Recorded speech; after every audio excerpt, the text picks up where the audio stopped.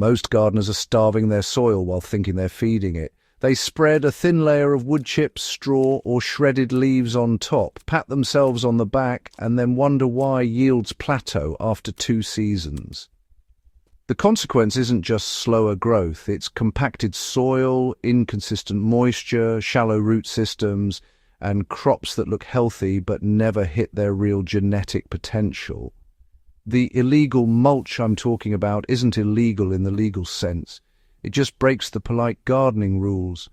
And once you understand what it does underground, you'll realize why it isn't taught in beginner classes. If you care about real harvest weight, nutrient density, and soil biology, not aesthetics, subscribe to the channel now. Farm Logic is about results, not garden center advice. This mulch is fermented organic matter applied and buried strategically, not just laid on top. Most people treat mulch as a moisture blanket. That's surface thinking. The real power move is turning mulch into a controlled microbial engine. I'm talking about fermented kitchen scraps and carbon material processed with effective microorganisms, then buried 4 to 8 inches deep in active beds before planting. When I started integrating fermented mulch into my raised beds, yields changed dramatically. In a 4x8 bed planted with indeterminate tomatoes, my average harvest went from roughly 18 to 20 pounds per plant to 30 pounds per plant over a full season. Same genetics, same sunlight. The only major difference was what was happening underground.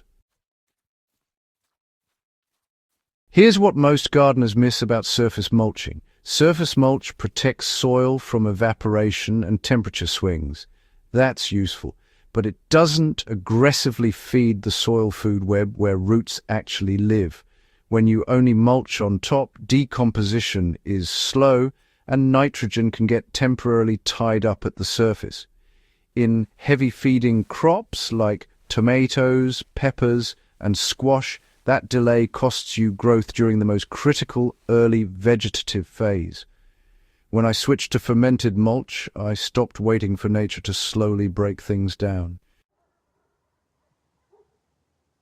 This is how I actually apply it in a real backyard system. I collect kitchen scraps, vegetable peels, fruit waste, coffee grounds, eggshells, even small amounts of meat and dairy, and ferment them using bokashi-style inoculated bran. I use the Terraganics EM1 microbial inoculant and EM Premium bokashi bran bundle because it's consistent and reliable. The bran is already inoculated, and the liquid EM1 lets me recharge soil zones directly. The link to the exact bundle I use is in the description if you want to replicate the process. I chop scraps into roughly 1-inch pieces to accelerate fermentation. I layer them in a sealed bucket, sprinkle the bokashi bran between layers, compress out excess air, and let it sit for about 2 weeks. It doesn't rot, it ferments. That's a major difference. The smell is slightly sweet and sour, not putrid. Once fermented, I don't spread it on top. I trench. In a 4-foot wide raised bed, I dig a trench about 8 inches deep and 10 inches wide down the center or between rows. I lay the fermented material in a 2 to 3 inch layer, then cover it with at least 4 inches of soil. Then I water the area with diluted EM1 at about a 1:100 ratio to kickstart soil integration. Then I wait 2 to 3 weeks before planting. That buried strip becomes a nutrient highway. Roots don't grow randomly. They grow toward microbial activity. Within weeks, that trench is loaded with worms and fungal strands. I've dug them up to confirm it.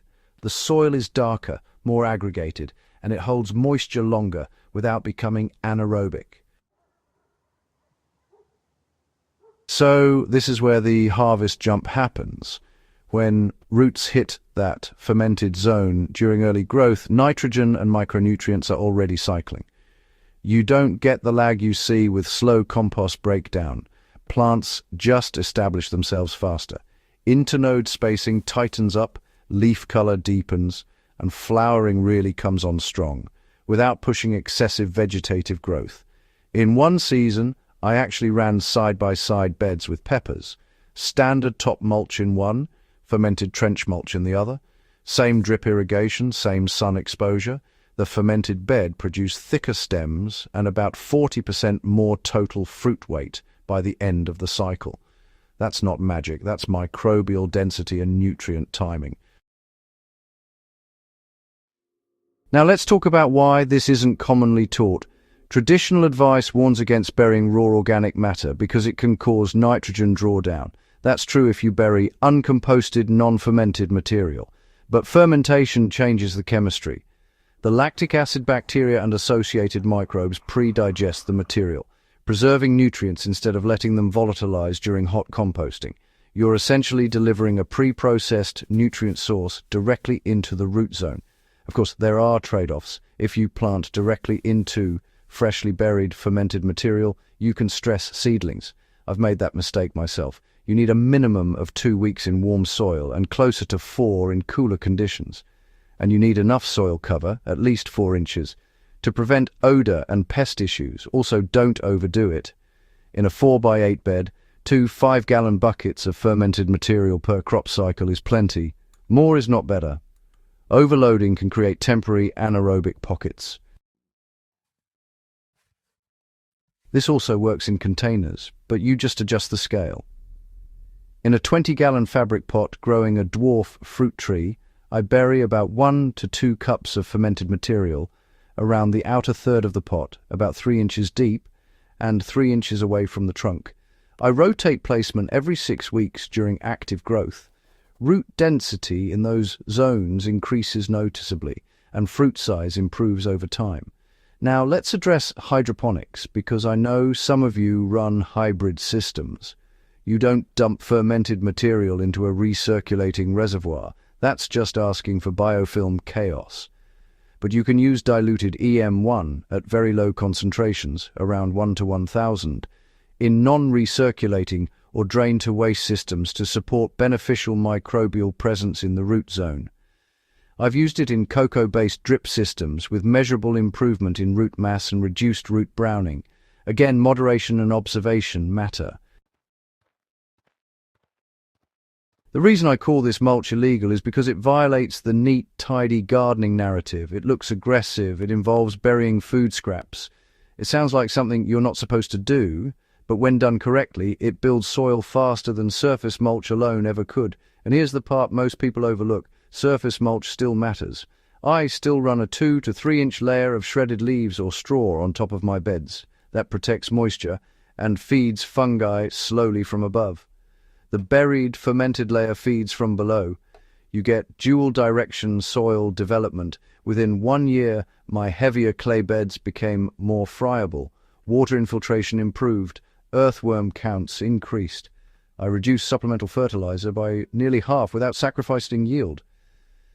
That's what serious growers care about, efficiency. If you're tired of average harvests and you're ready to build soil that performs, not just survives, start thinking below the surface. Stop treating mulch as decoration. Turn it into an underground biological reactor. And if you want the exact microbial system I use to keep the fermentation consistent and odor-free, check the link in the description. I only recommend tools I've tested across raised beds, containers, and mixed systems. We don't grow food just to say we garden. We grow food to feed our families better. We grow to increase nutrient density, flavor, and resilience. If this kind of practical, field-tested strategy is what you're after, subscribe to the channel and share this video with another serious grower who's still relying on surface mulch alone. Better soil isn't built by following polite rules. It's built by understanding biology and using it deliberately.